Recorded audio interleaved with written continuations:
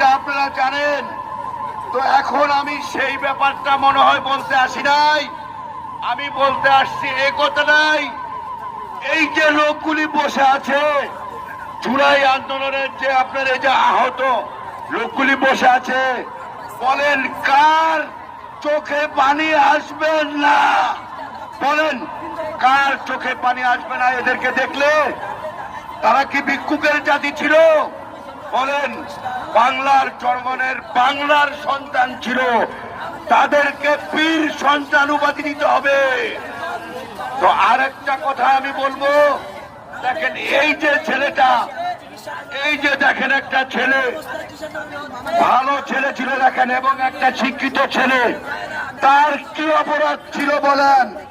উনি যে আজকে অন্ধ হয়ে এখানে বসে আছে, এইটার দায়ভার কে নিবে বলেন? তো এখন আমাদেরকে এই দায়ভার নিতে হবে।